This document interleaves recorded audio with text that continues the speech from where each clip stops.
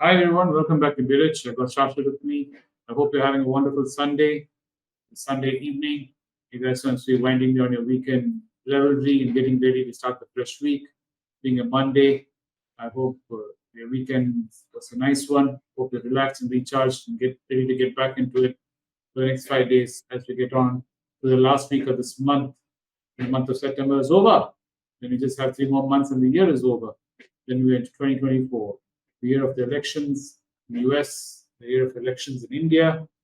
Things are going to be nice and spicy to say the least by next summer. It's going to be rumble in the jungle. So, Shashwat, talking about rumble in the jungle, the things are not looking so rosy and sweet in China anymore, are they? Not really. And there are a few reasons as to why. But the primary reason comes from the real estate boom, which has been happening for the past 4, 5 years. And now it's coming to a close and it's looking very, very bad.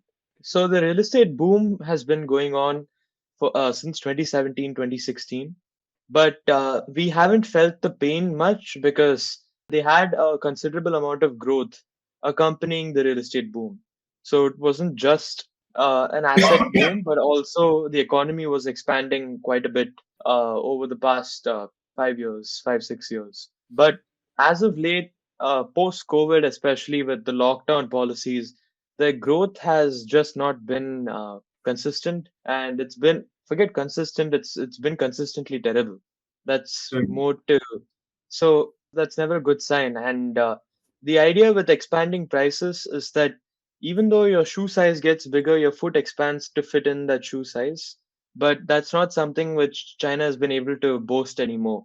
Because even though their property prices had been increasing in the past, their economy had expanded enough to basically justify that boom in prices. But post the draconian lockdown policy, zero COVID policy, which they had, and which basically decimated their economy, their local demand basically got destroyed, and their export numbers have not been as strong as they had pre-COVID, their growth that is, and it's been a tough time if you are a Chinese denizen. However, that being said, there has been some fresh news because we have looked at the biggest Chinese real estate company which went down just a few months back and almost a year back, I guess. And now you have more news which has come out. So there is, forgive my pronunciation, but there is this Chinese shadow bank. Oh, but before we get into that, I guess we should also talk about what a Chinese shadow bank is. What is Chinese First, shadow tell them. banking? We should first tell them what is shadow bank. Right. So shadow banking is the idea of, so as the name suggests, it's a shadow bank where it basically circumvents the regular process and regular regulations, which ordinary regulations, which normal banks have to put up with. And the thing with China is they're extremely reluctant to give out licenses. So to have a properly authorized bank is extremely difficult in the Chinese environment. And to get funding from Chinese banks, forget it. You can pretty much kiss that dream goodbye if it hinges on, lapping up funds from Chinese banks. And and for very good reason. When there is a demand in the market supplies, and you have the shadow banking system, where China basically says we take no liability for it, and if you decide to give these shadow banks money, that's up to you. And these shadow banks have been taking money, saying that China has been backing them, that is, the Chinese government has been backing them, which is not the case. And these Chinese shadow banks are numerous, and the economy basically runs on these shadow banks. It's basically an informal agreement between these shadow banks and the Chinese government that, I'll let you do your thing as long as you fuel credit growth. And if there does come a problem later on where one of you basically don't act the way you should have been, then that's not on us. We have no, role to play in trying to bail you out. But in exchange for that, you can operate with minimal regulation, and we'll look the other way. Because at the end of the day, China just wanted credit growth, especially in their growing economy phase. And credit growth they got through their shadow banking, and most of shadow banking didn't appear on the bank's books. So you didn't even know what kind of terms and agreements you were getting into. So this is shadow banking in essence in China. It's very informal. It varies from bank to bank. And yeah, there's no real rigid foundation as to how a shadow bank should operate. So all that being said, you have a hotbed, you have a fertile setting for such a crash to occur, and it did occur. One of the biggest Chinese shadow banks, Zhongzi, basically said stop making payments. And there was a story of this old Chinese lady who just retired, and she had invested about $550,000 worth of money in this Chinese shadow bank, and she was promised a 7.6% interest rate, which is sky high. And now, when she went back to ask for her funds, neither did she get her principal nor her interest after a year. And when she went to the local authorities to lodge a complaint, she was basically threatened and said that don't take it up to the higher authorities. So this is basically the story which has happened to millions in China, because the entire system hinges on these informal shadow banks per se. And it's extremely concerning that these shadow banks have stopped doling out funds which they were supposed to be paying out. And the reason why these shadow banks are unable to pay is not because someone is sitting there usurping all the funds for himself or herself, but it's more to do with the fact that a lot of the funds have been invested in risky assets and risky investments. And the nature of risky investments is that when a lot of things go sour, it's very likely that these investments will also go sour. And the thing is, they were the only fault of the shadow bank, or one of the faults of the shadow banks, was that they sold these risky investments under the guise of, okay, we're backed by the government, so don't worry, there's no risk. However, if you actually look at it, the government has nothing to do with how they invested. The government has not stipulated any regulations as to how these shadow banks should invest. And these shadow banks have been investing in very risky commercial properties. Forget safe commercial properties. Even the safe commercial property investments have not been doing very well. Now you can only imagine what is happening with risky ones. So these shadow banks have basically run the roost for the past decade or two, and you've basically had an informal system which has weathered a lot of storms.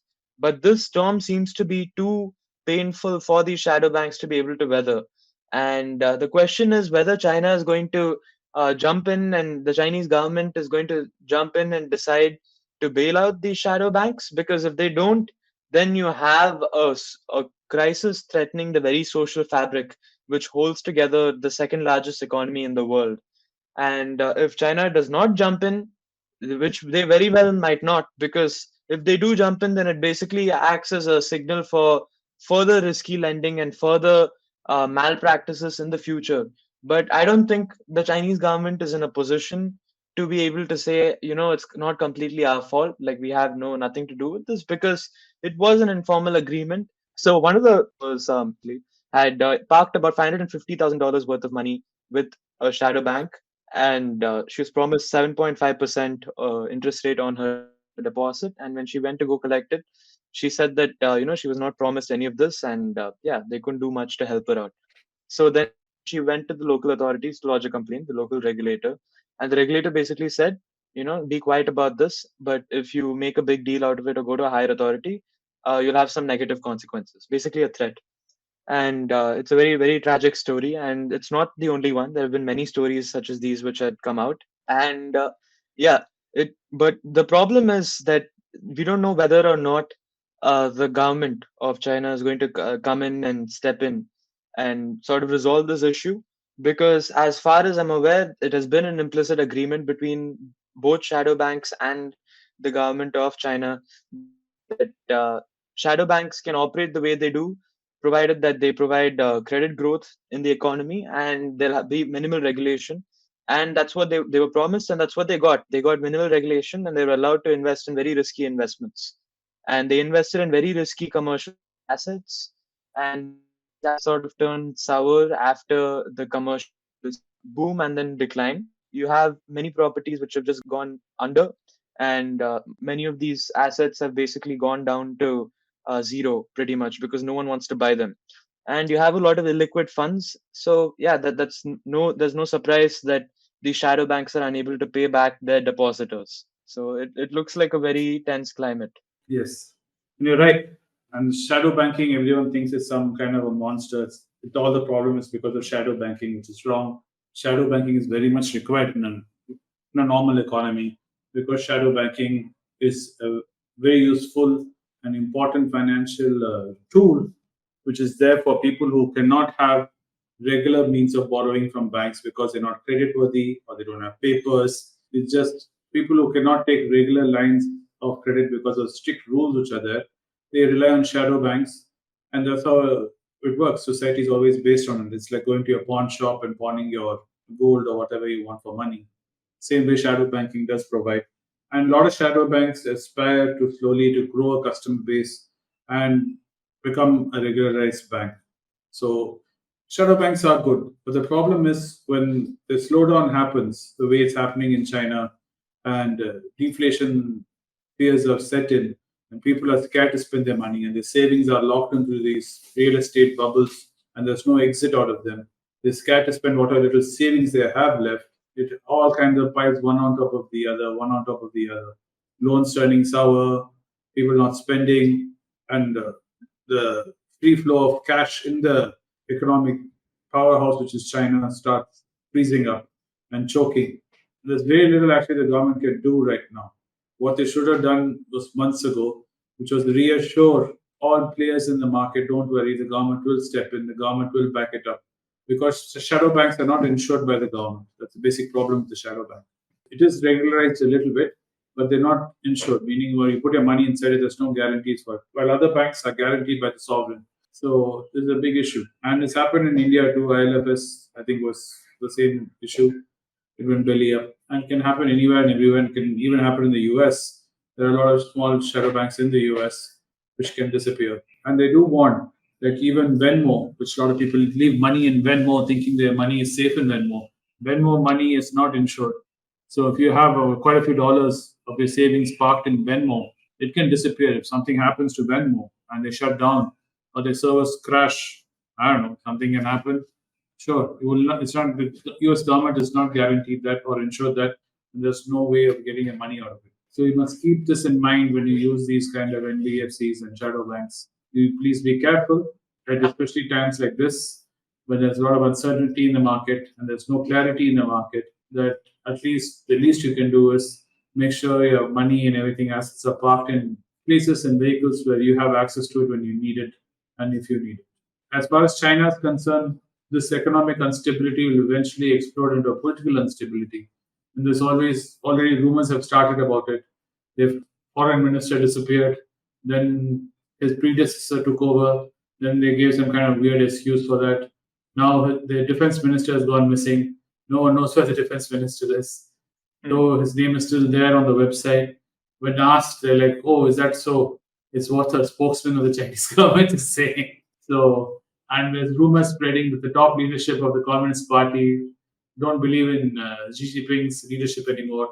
They like to see him out of the way. How much of it is true, we don't know because China is, like I always say, it's a black box. This is what the Western media is reporting. Yes, these medias are biased, they are influenced, they are paid, they all have vested interest to report news in a certain manner. I don't know. But what you cannot deny is the writing on the wall is there for China as far as the real estate bubble is concerned.